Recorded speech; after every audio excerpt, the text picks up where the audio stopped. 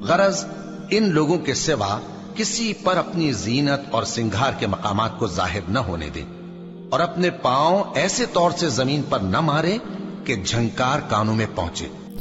حضور نے فرمایا اللہ کی لعنت ہو ان پر جو لباس پہن کے بھی ننگی ہوتی ہے۔ مومن مردوں سے کہہ دو کہ اپنی نظریں نیچی رکھا کریں اور اپنی شرمگاہوں کی حفاظت کیا کریں، یہ ان کے لیے بڑی پاکیزگی کی بات ہے، اور جو کام یہ کرتے ہیں اللہ ان سے خبردار ہے۔ اور مومن عورتوں سے کہہ دو کہ وہ بھی اپنی نگاہیں نیچی رکھا کریں اور اپنی شرمگاہوں کی حفاظت کیا کریں، اور اپنی آرائش یعنی زیور کے مقامات کو ظاہر نہ ہونے دیا کریں مگر جو اس میں سے کھلا رہتا ہو، اور اپنے سینوں پر اوڑھنیاں اوڑھے رہا کریں، اور اپنے خاوند اور باپ اور خسر اور بیٹوں اور خاوند کے بیٹوں اور بھائیوں اور بھتیجوں اور بھانجوں اور اپنی جیسی مومن عورتوں اور لونڈی غلاموں کے سوا نیز ان خدام کے جو عورتوں کی خواہش نہ رکھیں، یا ایسے لڑکوں کے جو عورتوں کے پردے کی چیزوں سے واقف نہ ہوں۔ غرض ان لوگوں کے سوا کسی پر اپنی زینت اور سنگھار کے مقامات کو ظاہر نہ ہونے دیں، اور اپنے پاؤں ایسے طور سے زمین پر نہ مارے کہ جھنکار کانوں میں پہنچے اور ان کا پوشیدہ زیور معلوم ہو جائے۔ اور مومنوں سب اللہ کے آگے توبہ کرو تاکہ فلاح پاؤ، اور اپنی قوم کی بیوہ عورتوں کے نکاح کر دیا کرو، اور اپنے غلاموں اور لونڈیوں کے بھی جو نیک ہوں نکاح کر دیا کرو۔ اگر وہ مفلس ہوں گے تو اللہ ان کو اپنے فضل سے غنی کر دے گا، اور اللہ بہت وسعت والا ہے، سب کچھ جاننے والا ہے۔ دیکھیے سطر کا تقاضے کیا ہے، گن لیجیے۔ لباس نبیز ہونا چاہیے، باریک نہیں۔ حضور نے فرمایا اللہ کی لعنت ہو ان پر جو لباس پہن کے بھی ننگی ہوتی ہے۔ باریک اتنا لباس ہے یا چست اتنا لباس ہے، ڈھیلا ڈھالا ہونا چاہیے، نبیز ہونا چاہیے۔ لباس کے اندر یہ دو حصے جو ہیں وہ لازم ہیں۔ اور پھر سینے پر، اب ظاہر بات ہے کرتا پہنا ہوا ہے، ڈھیلا ڈھالا ہے، پھر بھی یہ سینے کے ابھار تو ظاہر ہو جائیں گے۔ ان پر ایک اضافی اوڑھنی سر پر سے لے کر اور اپنے اس گریبان کے اوپر بکل مار لینا، تاکہ یہ جو نسوانی حسن کا دوسرا مظہر ہے، پہلا چہرہ سب سے بڑا چہرہ۔ اب جو لوگ کہتے چہرے کا پردہ نہیں ہے تو خدا کے بندو پھر پردے کی ضرورت کیا ہے؟ نسوانی حسن اگر اس میں اٹریکشن ہے وہ کہاں ہوتا ہے سب سے بڑھ کر؟ مظہر اول کون سا ہے؟ نسوانی حسن کا چہرہ ہی تو ہے۔ اب میں ذرا شرم کے ساتھ کہہ رہا ہوں لیکن یہ اپنی شاعری کے کچھ الفاظ آپ کو سنا رہا ہوں۔ یہ لب لعلین کہاں ہوتے ہیں؟ چہرے پر ہوتے ہیں یا کہیں اور ہوتے ہیں؟ یہ عارض گلگوں یہ کہاں ہوتے ہیں؟ چہرے پر ہوتے ہیں یا کمر میں لگے ہوتے ہیں؟ یہ چاہے زقن، تھوڑی میں اگر کچھ کھڈا پڑا ہوا ہو، چاہے زقن، یہ تعریفیں جو شاعری میں ہوتی ہیں یہ کہاں ہوتا؟ یہ مژگاں کے تیر یہ کہاں ہوتے ہیں؟ یہ نرگسی آنکھیں یہ کہاں ہوتی ہیں؟ اور ستواں ناک یہ کہاں ہوتے ہیں؟ چہرہ ہی تو ہے، سب سے بڑی اٹریکشن تو چہرہ، اسی کو نہ چھپایا تو پھر اور کیا چھپایا؟ ہاں دوسری چیز، چھاتی کے ابھار بہت اٹریکٹیو ہوتے ہیں انسان کے لیے۔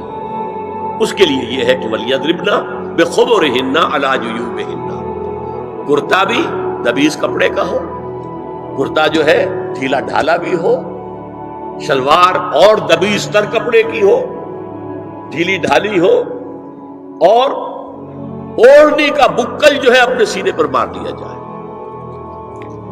اب اس کے بعد فرمایا وَلَا يُبْدِينَ زِينَتَهُنَّ إِلَّا لِبُعُولَتِهِنَّ۔ اب یہاں یہ زینت کا لفظ آ رہا ہے چہرے کے لیے، اور چہرے ہی میں کچھ سنگھار بھی ہوتا ہے۔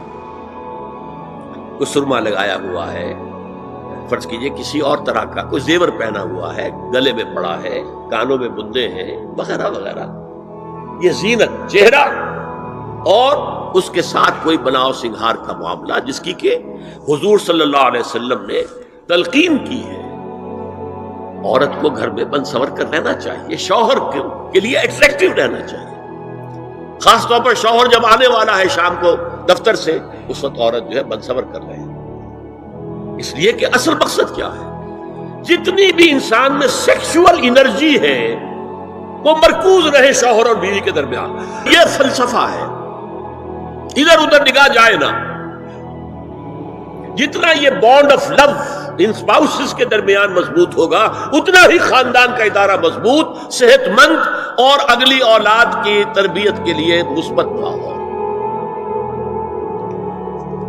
اب ان کے لیے کہا گیا کہ چہرے کی زینت اور چہرے کے اوپر اگر کوئی بناؤ سنگھار ہے، زیور ہے، تو اس کی زینت نہ ظاہر کریں. مگر اب یہ یہاں تفصیلی آئی ہے، جو محرم ہے ان کی تفصیل، اور میں بیان کر چکا ہوں.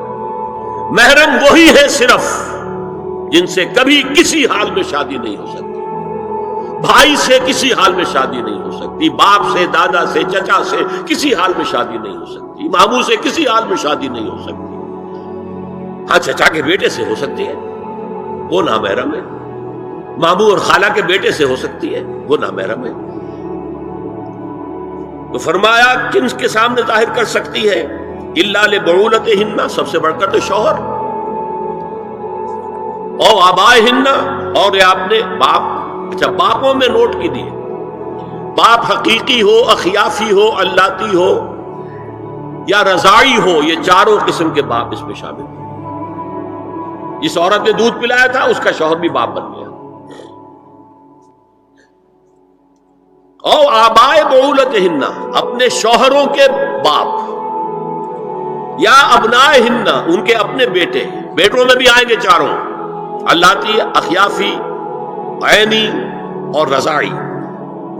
او ابنائے بعولتہن، اور اپنے شوہروں کے بیٹے، ہو سکتا ہے شوہروں کی اور بیویاں بھی ہوں، تو ان کے بیٹے بھی جو ستیلے بیٹے ہیں وہ بھی محرم ہیں، ان سے کسی شکل میں کبھی شادی نہیں ہو سکتی. او اخوانہن، یا ان کے بھائی. او ابنائہن، یا اپنے بیٹے. او ابنائے بعولتہن، یا اپنے شوہروں کے بیٹے. او اخوانہن، یا اپنے بھائی. او بنی اخوانہن، یا اپنے بھائیوں کے بیٹے. او بنی اخواتہن، اپنا بھتیجا. اپنا بھتیجا شوہر کا بھتیجا نہیں، اپنا بھتیجا محرم ہے، اپنا بھانجا محرم ہے، شوہر کا بھانجا محرم نہیں ہے. او نسائہن، یا ان کی عورتیں، اپنی عورتیں، جان پہچان کی عورتیں.